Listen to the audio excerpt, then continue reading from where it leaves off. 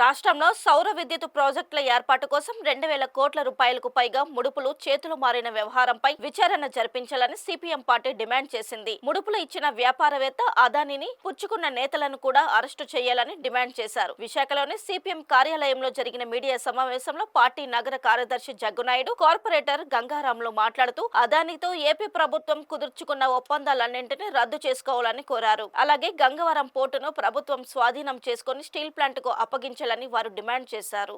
కొనుగోలు ఒప్పందంలో 2,029 కోట్ల రూపాయలు గౌతమ్ అదాని ఆనాటి రాష్ట్ర ప్రభుత్వ పెద్దలకి ముడుపులు చెల్లించినట్లు అమెరికా న్యాయ వ్యవస్థ ఫెడరల్ ప్రాసిక్యూటర్లు బయటపెట్టారు. ఇది ప్రజాధనం కాబట్టి ఈ ముడుపులు ఇచ్చినటువంటి అదానిని తీసుకున్న పెద్దలను తక్షణమే అరెస్ట్ చేయాలని, ఈ ప్రజాధనాన్ని భూములను తిరిగి స్వాధీనం చేసుకోవాలని రాష్ట్ర ప్రభుత్వాన్ని సిపిఎం పార్టీ డిమాండ్ చేస్తూ ఉంది. అదేవిధంగా గత ప్రభుత్వం కానీ ఈ ప్రభుత్వం కానీ అదానితో కొన్ని ఒప్పందాలు చేసుకున్నాయి. ఒకటి సోలార్ విద్యుత్ ఒప్పందం, 2 భీముల బీచ్ శాండ్ మైనింగు ఒప్పందం, కాపులపాడు దగ్గర 3,000 కోట్ల రూపాయల 130 ఎకరాల తాలూకా డేటా సెంటరు, ఏఎస్ఆర్ జిల్లాలో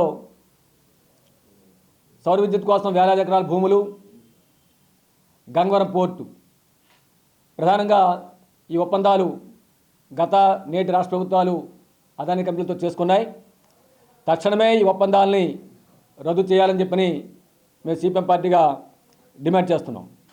రాష్ట్రంలో ఉండే వైసీపీ అధినేతకి 2,000 కోట్ల రూపాయల పైబడి ముడుపులు ఇచ్చారు. ఈ నేపథ్యంలో సిపిఎం పార్టీగా మేము డిమాండ్ చేస్తున్నది ఏంటంటే, ఇది 2,000 కోట్లే కాదు, ఆంధ్ర రాష్ట్రంలో అదానీకి అనేకమైన వనరులను కేటాయించడానికి, కట్టబెట్టడానికి 100 కోట్ల రూపాయలు పరిపాలన చేసినటువంటి రాజకీయ పార్టీలు ముడుపుల రూపంలో పుచ్చుకున్నాయని సిపిఎం పార్టీ భావిస్తూ ఉన్నది. అందువల్ల వీటన్నిటి మీద విచారణ జరపాలనేటువంటిది సిపిఎం పార్టీ డిమాండ్ చేస్తూ ఉన్నది.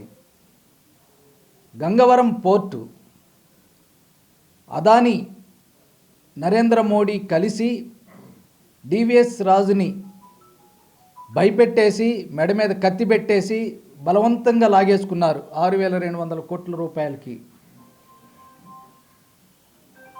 2015 నాటికి దాని విలువ దాదాపు 15,000 కోట్ల రూపాయలు దాని విలువని లెక్కగట్టారు. కానీ 6,200 కోట్ల రూపాయలు ఎలా లాగేశారు? దాని భూమి విలువే 20,000 కోట్లు ఉంది.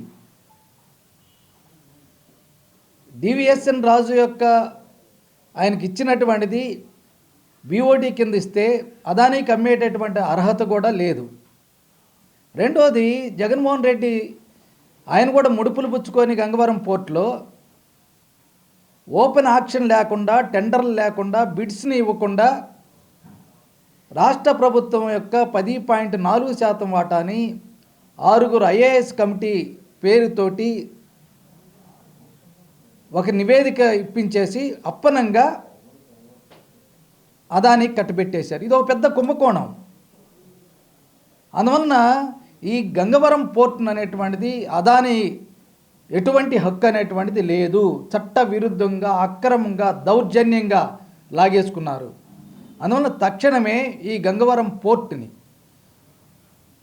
విశాఖపట్నం స్టీల్ ప్లాంట్కి అప్పగించాలనేటువంటి సిపిఎం పార్టీ డిమాండ్ చేస్తూ ఉన్నది.